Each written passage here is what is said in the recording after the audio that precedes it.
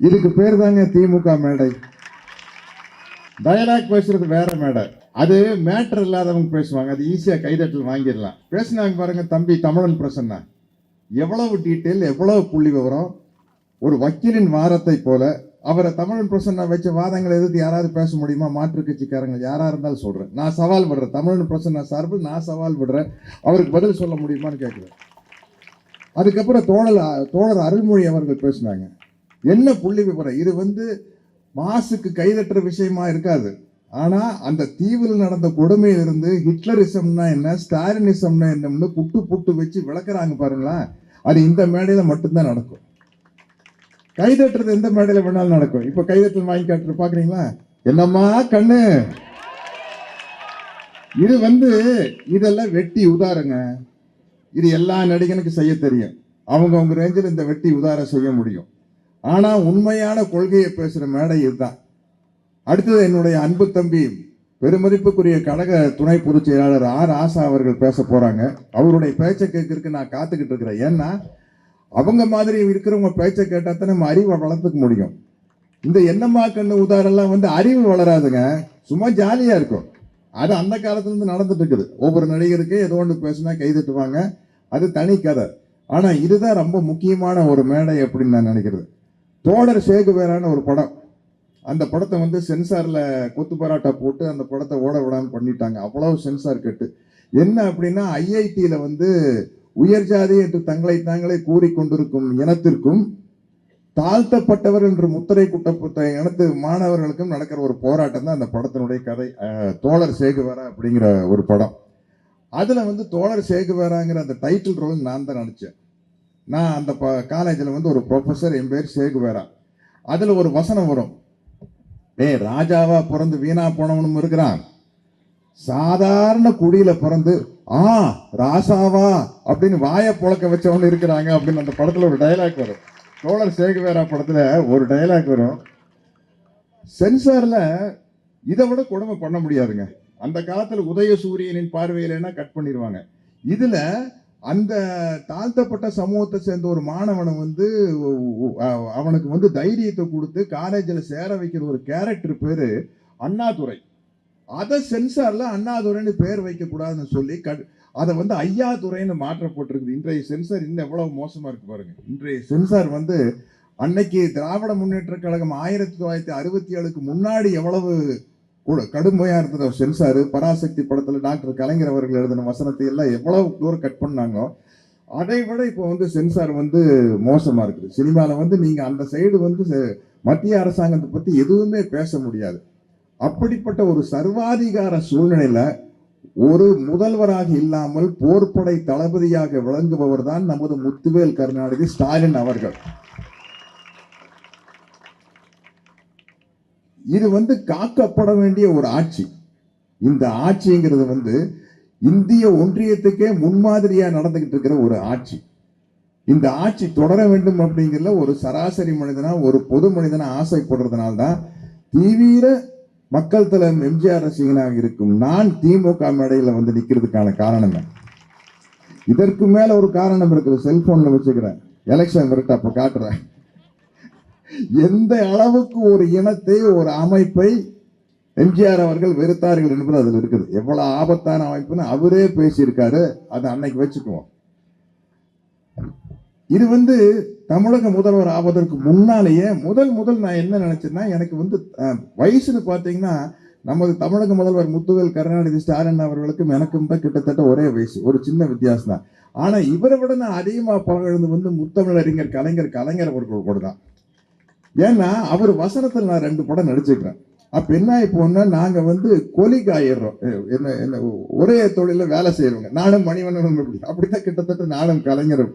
ஏன்னா அவர் வசனம் எழுதி கொடுக்குறாரு, நான் நடிக்கிற பாலைவன ரோஜாக்குல. ஸோ அவர்கிட்ட மிக மிக நெருங்கி பழகிற எனக்கு வாய்ப்பு கிடைச்சது. அப்போ அந்த படத்தினுடைய படப்பிடிப்பு பெரும்பாலும் கோபாலபுரத்தை சுற்றி நிறைய இடத்துல நடக்கும். இப்போ என்னோட கதைப்படி என்னோட வீடு எதுன்னா, முரசொலி மாரண்யா வீடு தான் என்னோட வீடு. கலைஞர் வீடு ஒருத்தருடைய வீடு. அந்த மாதிரி நடந்துட்டு இருந்தது. அப்போ கலைஞர் வருவார் போவார், நாங்கள் போய் கலைஞரை பார்ப்போம். அமைதியாக நின்றுருப்பார். ஸ்டாலின் சார் ஒரு முதலமைச்சருடைய மகனுங்கிறது அடையாளம் தெரிஞ்சவங்களுக்கு மட்டும்தான் தெரியும். அப்போ இருந்தே அவர் வந்து ஒரு செயல் வீரருங்க. ஒரு 13 வயசுல சைக்கிள்ல திமுக கொடியை கட்டிக்கிட்டு சளைக்காம சுத்துவாரு. நான் இப்பவும் கூட தனிப்பட்ட முறையில் அவரை பார்க்கல, நான் கேட்பேன், என்னங்க இந்த சுத்துறீங்க, டயர்ட் ஆகாது? எனக்கு ஆகாதுங்க அப்படிம்பாரு. எனக்கு ஆகாது, எனக்கு டயர்டா ஆகாது. ஏன்னா என்னுடைய உயிர் மூச்சு திராவிட முன்னேற்ற கழகம், திராவிட முன்னேற்ற கழகம், திராவிட முன்னேற்ற கழகம். திராவிட முன்னேற்ற கழகம் உயிர் மூச்சுன்னா அது ஒரு கட்சி இல்லைங்க. இங்க எழுதுன இதுல சொன்ன மாதிரி ஸ்டாலினிசம். ஸ்டாலினிசம்ங்கிறது என்ன? ஒன்றியம் செய்வது ஹிட்லரிசம், என்றும் வல்வது ஸ்டாலினிசம். ஹிட்லரிசம் என்னங்கிறது நம்ம தோழர் அருண்மொழி அவர்கள் புட்டு வச்சுட்டாங்க. ஸ்டாலினிசம்ங்கிறது என்னங்க? பெரியாரிசம், அண்ணாயிசம், கலைஞரிசம், அதுதான் ஸ்டாலினிசம். ஸ்டாலினிசம்னா என்ன? அனைவரும் சமம். திராவிட இசம் என்றால் என்ன? திராவிட சித்தாந்தம் என்பது அனைவரும் சமம். பொதுவா உலகம் நல்லா இருக்கிறதுக்கு மிக முக்கியமான காரணம் வந்து, உலகம் நாளுக்கு நாள் சிறப்பா இருக்கிறதுக்கு காரணம் வந்து, எல்லாரும் சிறப்பா இருக்கிறாங்கன்னு சொல்ல முடியாது, விஞ்ஞானிகளும் விஞ்ஞான கண்டுபிடிப்புகள் தான். இன்னைக்கு நம்ம எல்லாம் சந்தோஷம். நம்ம வந்து செல்போன் இல்லாம வாழ தெரியாது நம்மளுக்கு. இந்த விஞ்ஞான வளர்ச்சி தான் வந்து உலகத்து மேல கொண்டு போகுது. அந்த விஞ்ஞான வளர்ச்சியினால் வர்ற பயன் அனைத்து மக்களுக்கும் சென்று சேர வேண்டும் என்பதுதான் சமூக நீதி. அது அனைத்து மக்களுக்கும் சென்று சேரக்கூடாது, ஒரு குறிப்பிட்ட மக்களுக்குத்தான் போய் சேர வேண்டும் என்பதுதான் ஹிட்லரிசம். அந்த ஹிட்லரிசத்திலிருந்து தமிழ்நாட்டை காப்பாற்றுவதுதான் ஸ்டாலினிசம். அதை வந்து நீங்க தயவு செய்து புரிஞ்சுக்கணும். நான் முதல் நான் வியந்து பார்த்தது வந்து, முதல்வர் அவர்கள், ஸ்டாலின் அவர்கள் வந்து முதல்வர் ஆனதுக்கு அப்புறம் என்கிட்ட அவருடைய வாழ்க்கை வரலாறு புஸ்தகத்தை கொடுத்து படிக்க சொல்லி என்னை அந்த நிகழ்ச்சியில் வந்து கலந்துக்க சொன்னாரு. அந்த புத்தகத்தின் பேர் வந்து உங்களில் ஒருவன் அப்படிங்கிற புத்தகம். தயவு செய்து திமுக காரங்க அத்தனை பேர் அதை படிக்கணுங்க. படிச்சாதான், எல்லாரும் சும்மா சொல்லிட்டு இருக்கிறாங்க பாருங்க, கலைஞரோட பிள்ளையா இருக்கிறங்காட்டி ஸ்டாலின் விட்டாரு, ஸ்டாலின் பிள்ளையா இருக்கிறங்காட்டி உதயநிதி ஸ்டாலின். அப்படி கிடையாது. நீங்க உங்களில் ஒருவன் படிச்சு பார்த்தீங்கன்னா தான் ஸ்டாலின் அவர்கள் கழகத்தின் தலைவராக வருவதற்கும் தமிழ்நாட்டின் முதல்வராக வருவதற்கும் 100% இல்லை 200% தகுதியானவர் அப்படிங்கிறது அந்த உங்களில் ஒருவன் புத்தகத்தை படிச்சு பார்த்தீங்கன்னா தெரியும். என்னன்னா, ஒரு முதலமைச்சரை பார்க்கும்போது நம்மளுக்கு வந்து ஆரம்பத்தில் ஸ்டாலின் அவர்களை பார்க்கும்போது வருஷம் ஒரு பிரமிப்பு வந்தது. ஆனா போன வருஷத்தை விட இந்த வருஷம் நல்லா இருக்குதா, இந்த வருஷத்தை விட அடுத்த வருஷம் நல்லா இருக்குதா அப்படின்னு. போக போக என்ன ஆகி போச்சுன்னா, வருடம் வருகிற பிரமிப்பு ஸ்டாலின் அவர்கள் கிட்ட அது மாசம் வர பிரமிப்பா மாறுச்சு. அது வந்து வாரம் வர பிரமிப்பா மாறுச்சு. இன்னைக்கு ஈச் அண்ட் எவ்ரி டே ஒரு பிரமிப்பை ஏற்படுத்திக்கிட்டு இருக்காரு. அந்த பிரமிப்பை எதிர்த்து நிக்க முடியாம தான் எதிர்கட்சிக்காரங்க எல்லாம் திண்டாடுறாங்க. ஒரு கட்சி நடத்துறவங்க அவங்கவுங்க கட்சிக்கு ஆதரவா செயல்பட வேண்டியதா, அது வேற வழியில என்ன, அதுதான் அரசியல். நீங்க இதை விட என்ன செஞ்சிட போறீங்க? வந்து இதை விட உங்களால என்ன செஞ்சிட முடியும் அப்படிங்கிறதா. இதை விட கம்மியாத்தான் செய்ய முடியும். அதனால வந்து இந்த ஸ்டாலின் ஆட்சி தொடர வேண்டும் என்பதற்கு மிக முக்கியமான காரணமே அதுதான். என்னை பொறுத்த வரைக்கும் ஒரு எலெக்ஷன் அப்படின்னா வந்து ஒரு ஜாலியா இருக்கணும்ல. எலெக்ஷன் ரிசல்ட் வரையில இந்த இவங்க ஜெயிப்பாங்களா, அவங்க ஜெயிப்பாங்களா, இவங்க ஜெயிப்பாங்களா, என்ன நடக்க போகுது அப்படிங்கிற ஒரு டென்ஷன் இருக்கணும், என்ன மாதிரி சராசரி ஒரு பொதுமக்களுக்கு. ஆனா உண்மையிலேயே சொல்றேனுங்க, இந்த எலெக்ஷன் வந்து ரொம்ப போரான எலெக்ஷனுங்க. என்ன ஒரு டென்ஷன் இல்லை, இவங்க ஜெயிப்பாங்களா அவங்க ஜெயிப்பாங்களாங்கிற ஒரு டென்ஷன் இருந்தா தாங்க எலெக்ஷன் ரிசல்ட் வர வரைக்கும் எங்களுக்கு எல்லாம் ஜாலியா இருக்கு. இது கன்ஃபார்ம்டா தெரியுது, ஸ்டாலின் அவர்கள் தலைமையான இந்த ஆட்சி தான் வரப்போகுதுன்னு. அந்த காலத்துல எலெக்ஷன் ரிசல்ட் இந்த பேலட் ஷீட் தான் வரும். 9 மணி நிலவரம், 11 மணி நிலவரம், மத்தியான நிலவரம், சாயந்தர நிலவரம் அப்படின்னு. இங்க நிலவரமே இல்லை, ஒரே நிலவரம் தான் இருக்குது, மீதி எல்லாம் கலவரமா தான் இருக்கு. ஏன்னா தமிழ்நாட்டில் இருக்க ஒவ்வொரு தனி மனிதனும் இந்த ஸ்டாலின் அவர்கள் ஆட்சியில் இருக்கிற சிறப்பை உணர்ந்திருக்கிறார்கள். இவங்க சினிமாவை பார்ப்பாங்க, வேடிக்கை பார்ப்பாங்க, சினிமா நடிகரை பார்க்குற கூட்டம் வரும், கை தட்டுவாங்க, எல்லாம் தட்டுவாங்க. ஆனால் நம்முடைய குடும்பம் 5 வருடங்களுக்கு முன்னால் எப்படி இருந்தது, இப்பொழுது எப்படி இருக்கிறது என்பது ஒவ்வொரு தமிழ்நாட்டு குடிமக்களுக்கும் அவர்களுடைய மனசாட்சிக்கு தெரியும். அவர்கள் மனசாட்சிப்படி நடந்தால் நிச்சயமாக உதயசூரியனுக்கு தான் ஓட்டு போடுவார்கள் என்பது என்னுடைய ஆணித்தரமான எண்ணம். போட்டிங்கிறது வந்து இந்த எலெக்ஷன்ல போட்டி உங்களுக்கு எங்களுக்கும் அதெல்லாம் கிடையாதுங்க. இந்த எலெக்ஷன்ல போட்டி வந்து சமூக நீதிக்கும் சனாதனத்துக்கும் தான். அந்த சமூக நீதிக்கும் சனாதனத்துக்கும் தான் போட்டி. இந்த கட்சிக்கு அந்த கட்சிக்கு, அந்த கட்சிக்கு இந்த கட்சிக்கும் எல்லாம் போட்டி இல்லை. உலகத்தில் 2 சித்தாந்தம் தான் இருக்குது. அனைவருக்கும் எல்லாம் சமம் அப்படிங்கிற ஒரு சித்தாந்தம் இல்லை, எல்லாமே எனக்கு தாண்டா வேணுங்கிறது ஒரு சித்தாந்தம். எல்லாமே ஒரு குறிப்பிட்ட இடத்திற்கு தான் போய் சேர வேண்டும் என்ற சித்தாந்தம் சனாதனம். குறிப்பிட்ட இனத்திற்கு போய் சேரக்கூடாது, அனைவருக்கும் போய் சேர வேண்டும் என்பதுதான் திராவிட சித்தாந்தம். அதுதான் சமூக நீதி சித்தாந்தம். அப்ப எப்படி பார்த்தாலும் இந்த சமூக நீதி சித்தாந்தம் தான் வெல்லும். சமூக நீதிங்கிறது வந்து சகோதரத்துவம், மதவாரத்துக்கும் சகோதரத்துவத்துக்கும் தான் போட்டி.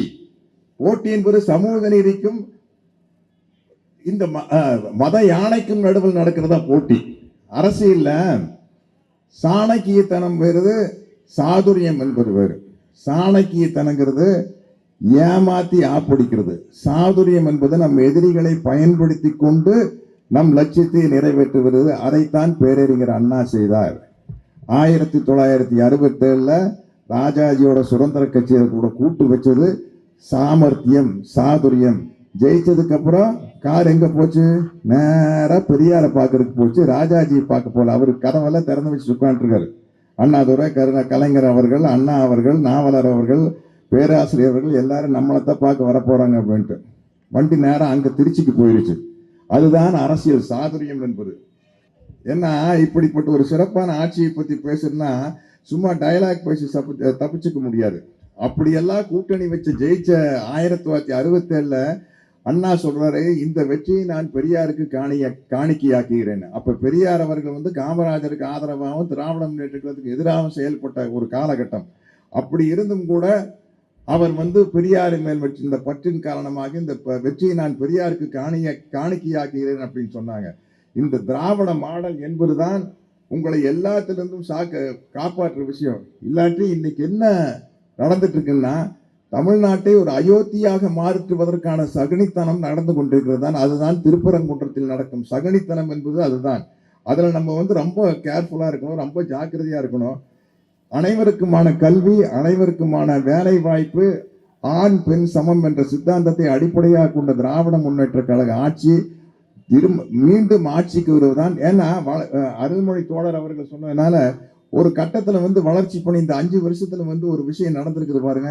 அந்த விஷயம் அப்படியே தொடரணும் அப்படின்னம்னா இந்த ஆட்சி அப்படியே தொடர்ந்தால்தான் அந்த அந்த அந்த திட்டங்கள் எல்லாம் மிகச் சிறப்பாக வெற்றி அடையும். அதற்கு மிகப்பெரிய அளவில் போர்ப்படை தளபதிகளாக நமது தமிழக முதல்வர் முத்துவேல் கருணாநிதி ஸ்டாலின் அவர்களோடு இருக்கும் மிகப்பெரிய தளபதிகள் என்னுடைய அன்பு தம்பி ஆசா போன்றவர்கள். அறநிலையத்துறையை ஆட்டையை போட நினைத்தவர்கள் வந்து காப்பாற்றி வைத்திருக்கிறவர் நம்ம தம்பி மாண்புமிகு அமைச்சர் பி சேகர் பாபு அவர்கள். நான் எம்ஜிஆர் ரசிகனா இருக்கேன்னு சொல்றேன். மதுரை மீட்ட சுந்தரபாண்டியன் ஒரு படம் நடிச்சார் அவர் கடைசியா. அது மாதிரி அறநிலை மீட்ட சுந்தரபாண்டியன் வந்து நம்ம சேகர் பாபு தான்.